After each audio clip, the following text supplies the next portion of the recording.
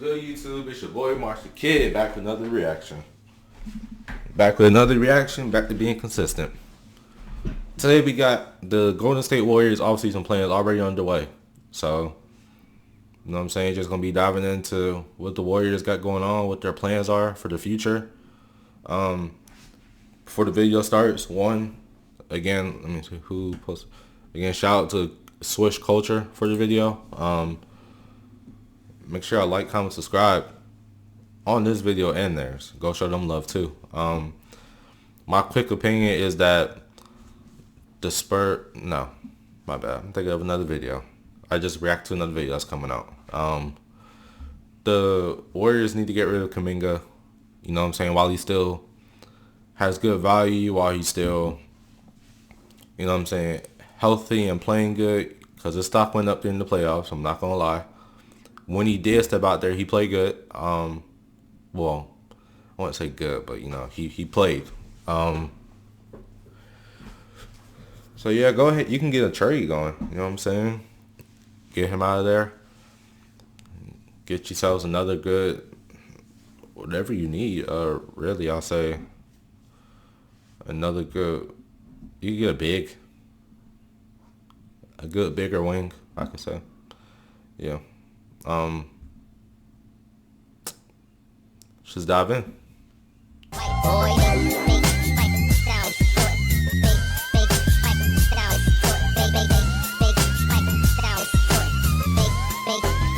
It sound right, boy. Sources told me in the last few hours the Warriors will be incredibly aggressive in the marketplace to go find help to continue to retool around their big three of Stephen Curry, Draymond Green, and Jimmy Butler. The Golden State Warriors' plans for the offseason have already begun. I'm told their priority is finding a playmaking wing, defender, or a center to add to this group. Following the Game 5 loss to the Minnesota Timberwolves, the front office believe they know what it takes to come back fully revamped next season. But a lot of it will come down to someone that Steve Kerr and the big three feel like will help this First team. Of all, what is this quality, bro? Culture and their identity. Hey, what's happening, everyone? This is 1080 already. This season's been full of ups and downs, with championship expectations at multiple points and the lottery at others. What wasn't expected, however, was Jimmy getting injured in round 1, and worse, Steph Curry getting injured in round 2. The subsequent collapse wasn't unexpected, and it wasn't surprising considering the rigors of facing the Houston Rockets in the first round. The Rockets were seen as one of the easier opponents despite being a 2 seed, and I expected the Warriors would take out Houston in 4 games as they had beaten them every which way during the regular season. Golden State had gone through multiple formulas and iterations. However, the one that was ultimately the overall best version of the team through tinted glasses was the one that stuck and ultimately led to the demise of the Warriors. Despite multiple wins during the season with Jonathan Kuminga playing a major role, he was left out of the substitution pattern completely when it mattered most. Many analysts and former NBA players disagreed with this notion, and it became quite an eye-opening situation when he became the best player on the floor for Golden State when he was finally afforded a role in the series versus Minnesota. Taking all this into consideration, Warriors go into the offseason with the previous stated goal of competing for a championship with Steph, Dre, and Jimmy. Interestingly, however, even though Jimmy has 2 years on his extension, Dunleavy Jr. stated with much clarity that this was a 1-year shot. Yeah, I mean, I don't want to cut it short, but I want to think a little bit more short term and see it as a 1-year opportunity, right? And then we'll see what happens after next season and how we pivot and do things differently. But for now, we're going to focus on next year. What implications does this have for Jonathan Kuminga? Can they actually compete for a championship next season with the veteran core of Steph Curry, Jimmy Butler, and Draymond Green all being coached by Steve Kerr, or is there some change headed to Golden State? To find out, be sure to watch the whole video. But before that, be sure to like the video and subscribe to Switch Culture for the most analytical and entertaining NBA content on the planet. Now get ready. You're about to get retooling options for the 2025-26 season. Should they re-sign Jonathan Kuminga on a substantial deal? Should they go with a sign and trade, or will they just let him walk? While some trades are more likely and are well within the Warriors' abilities, such as a trade for Nikola Vucevic and Lonzo Ball, a trade proposed by Bleacher Report, others that might include Draymond and JK for Giannis Antetokounmpo might not be out of the question. There seems to be no ending to the options that could potentially land in Golden State in these trades. While they are indeed interesting, we're going to focus first on those options the front office has made clear to the media. We do have to be careful, however, as we've proven in the past that you can't take the front office at their word. We love having those guys here. Jordan, especially with his contract extension, plan to have him here for 4 more years. That was kind of crazy. We'll definitely be reading between the lines. Let's start with JK. In exit interviews, both Steph Curry and Draymond Green had this to say about Kuminga. He's grown a lot. He's been dealt a very tough hand, to be honest. The fact that he's had plenty of time in Haddon and been in rotation in Haddon, like that's tough for any player, let alone a young guy who's trying to figure it out in the league. So I commend him on just staying ready, see what he did the last couple games. That's not easy to do, to not know if your button's going to be called, or your number's going to be called, and then go out there and perform. So I'm proud of the way that he's handled it. I hope the future is bright for him, whether it's here, whether it's wherever. His future is bright, whether it's here or whether it's somewhere else. Hey, fun fact, Kuminga's brother actually plays for a school like 15 minutes up the road from me. It's crazy. I would have never known either.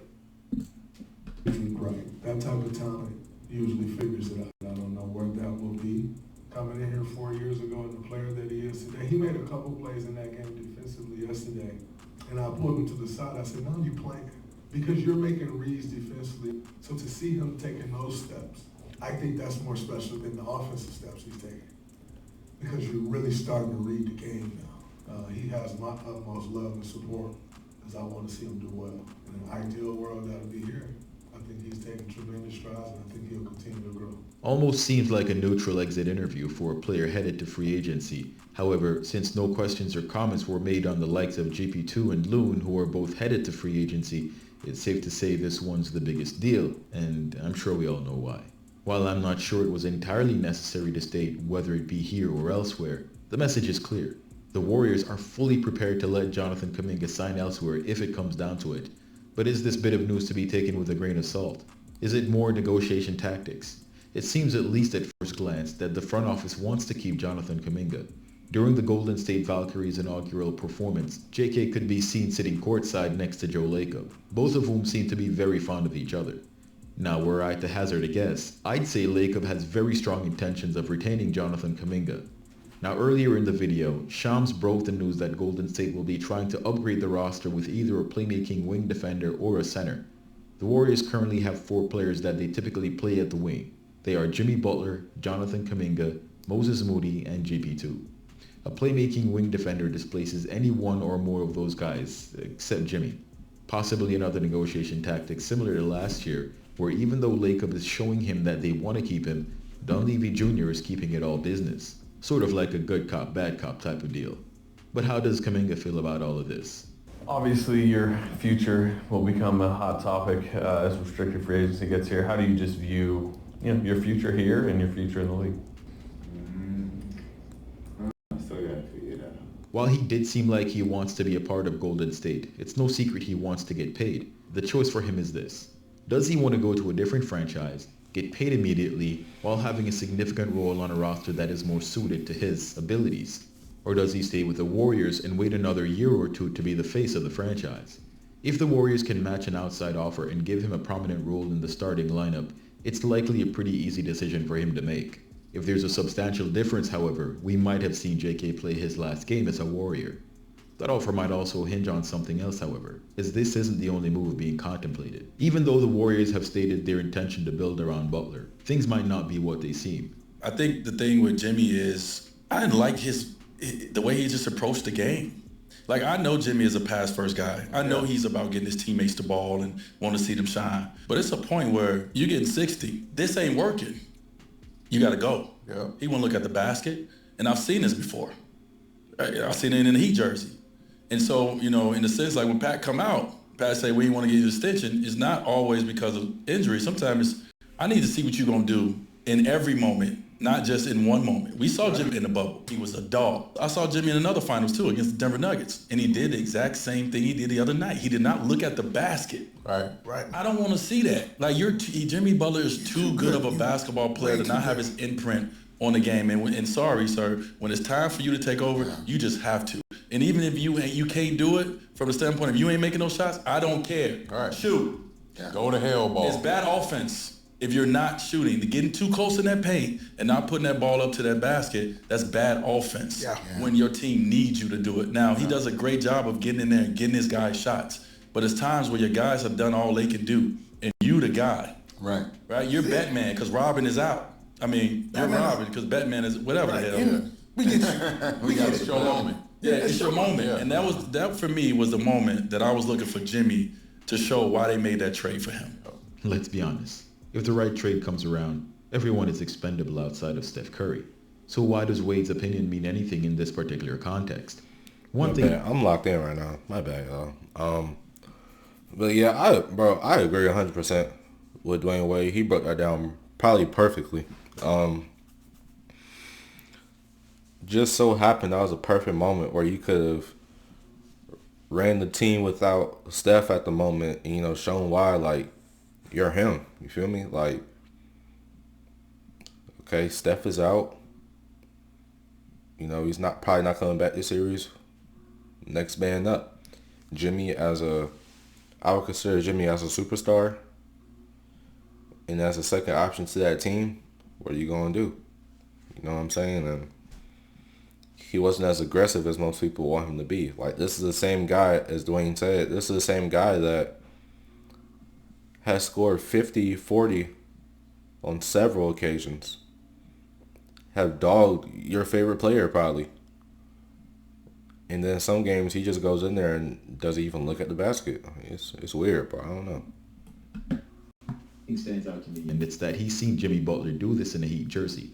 Now, we could argue about why that was and whether it's because Jimmy's passive or if it's because of injury. Regardless of either fact, it shows us something that's very important. Firstly, Jimmy has to have that secondary player mindset to play in Steve Kerr's offense. But don't get it twisted, though. He's a great passer, too, though. Secondly, this is the way we've seen him play ever since he wore the Warriors jersey. When it comes to undisciplined defenses and teams with unpolished players, he can easily take advantage, draw the contact, and get his points in the paint and at the free throw line. Lengthy and disciplined defenders make Jimmy's game difficult and also makes him less aggressive. He's also been beat up in his years in Miami and raises a red flag on why Pat Riley didn't want to give Jimmy a max. Pat wanted to focus on Hero and Bam for a reason. Young players are the future of the league, and while they still wanted to feature Jimmy, they didn't want to break up the young core to do what the Warriors seem interested in doing. Since the Warriors have Steph, however, it's not quite the same. What all this means is that if the Warriors are expecting Jimmy to take over the Batman role without Steph Curry, it's very unlikely. Whether he was injured or not doesn't add nor take away from what we can or should expect of Jimmy, and here's why. He's been injured in his last 2 postseasons, and as an older player, it's unlikely that this will change going forward. He's a great compliment to Steph. However, putting him next to a player like Draymond with Curry taking a few games off is asking for trouble. The front office knows this, and considering they were trying to trade for Kevin Durant, who declined due to it being mid-season, don't be surprised if he gets dealt to the Phoenix Suns.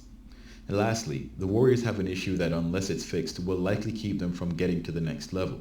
Curry, Butler, and Draymond combined for almost $140 million. The salary cap is a soft cap at $155 million. However, luxury taxes don't kick in till $196 million. Can they acquire enough to help fill out the roster for $56 million? This is highly unlikely. Before signing Jonathan Kuminga, the Warriors have committed $170 million in salary for next season. This does not include Kevon Looney, GP2, Pat Spencer, Kevin Knox, Taran Armstrong, or Braxton Key.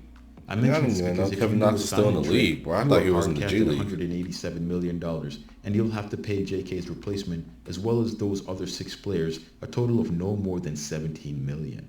Lucky for the Warriors, they possess a traded player exception. They actually have 2, one from trading Kyle Anderson for $8.8 million, and the other from trading Lindy Waters III for $2.2 million. All this money talk is also hard capped the team at signing Jonathan Kuminga.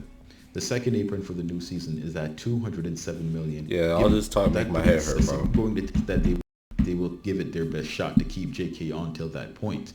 The Warriors will inevitably be a tax-paying team this upcoming season, going into the second apron to give them their best shot at winning. If they don't, there's only one other option to keep them below, and his name rhymes with Raymond Breen.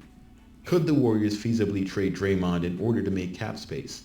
The answer is yes, they could, but it is unlikely to be something they do. That being said, if they don't reduce his role for the upcoming season, next season might be a repeat of age, injuries, and a second-round exit. Let me know your thoughts on what the Warriors should do this offseason. Should they let JK walk or re-sign him? Should they trade Jimmy? Personally, my honest opinion, trade him. Wait to get a decent trade clause. Bring somebody else in. You know, like me and Swiss Culture said, either a good wing or, in this case, a good backup wing that you could produce, or a good big. You know, because I feel like in the following like year or 2 or 3 years, depending on how long Steph can linger around,